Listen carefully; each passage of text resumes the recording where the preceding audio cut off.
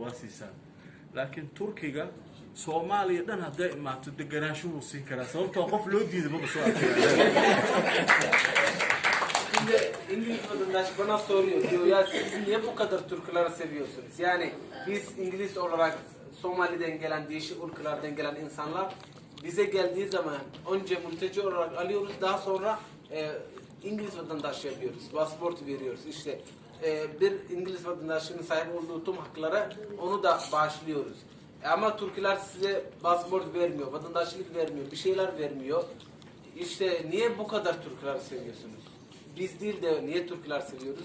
Ben dedi burada geldiğim zaman dedi Türkiye'de, Ankara'da özellikle Farhan Bey'in ofisinde diğer tüm Somalilerle konuştum. Sordum Türkiye ikamet konusunda sıkıntı yaşıyor musunuz?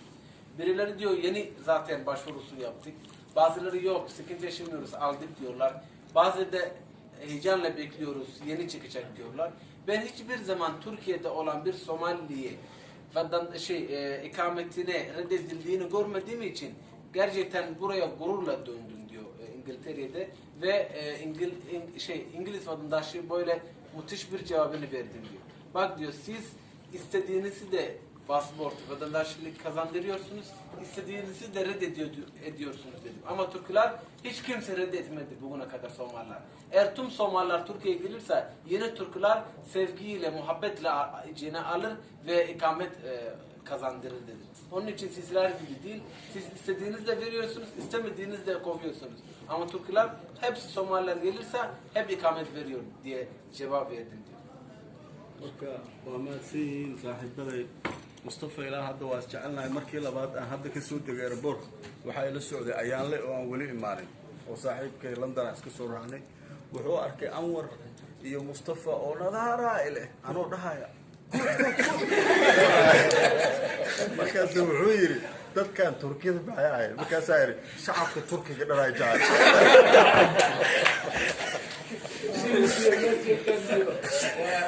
Ayağım arkadaşım yanına geldiğimde Mustafa Bey zaten Anwar Bey diğer arkadaşlar zaten iletişimimiz devam ediyordu. Birbirimizi tanıştık ve birbirimizi sevdi gerçekten.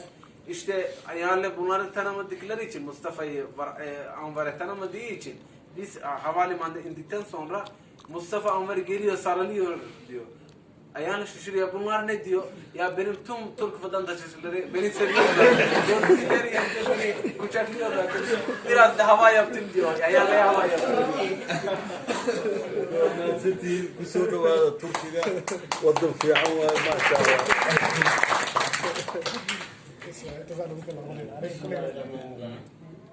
Öncelikle hoş geldiniz, hayırlı akşamlar. Ferhan'la ve Abdülfettah'la ilk tanıştığımızda adı ticaretti. Şu andaki toplantımız ticaretten ziyade dostluk olduğunu gösteriyor zaten.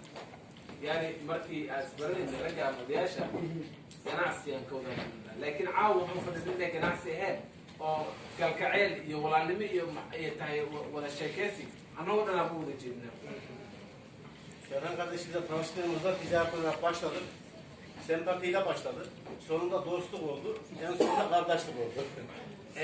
Marka ugu horreysuu yidhi ganacsigaan isla bilaabaynu dhahay farxaan iyo waxaan iskula bilaabnay uu dhahay waxaan loo isfahan baana dhex maro oo aan ku wada shaqaynay markii labaad wuxuu yidhi saaxiibnimaana dhex martay yani darajadii labaad ee wada xiriirkeeni darajadii saddexaad oo hadda ugu dambeysana walaalnimo waayo oo walaalnimo iyaan haddana dhex taalu dhahay isfahan iyo saaxiibnimo waa laga soo gudbay dad walaala ah waa nuu dhahay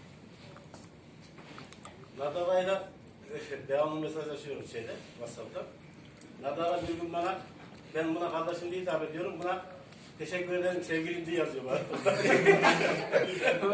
Kalaara waa ka sheekeysanaya daabuurka applicationka marka ka fiirinayo daabuur waxa khaldan u turjumuunayo waxaan ku yidhi abo nadaara seenta fiican gacdisi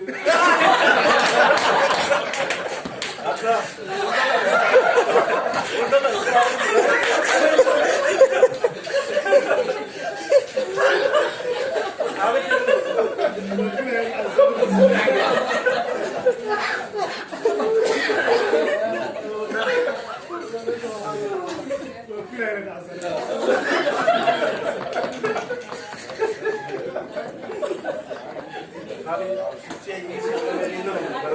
yani waa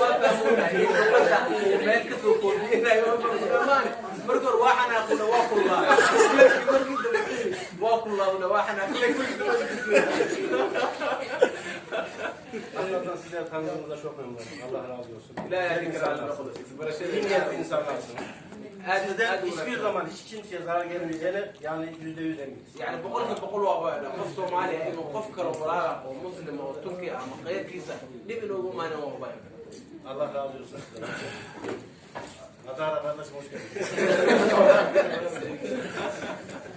Kardeşim. Sevgilim. Itulah aja.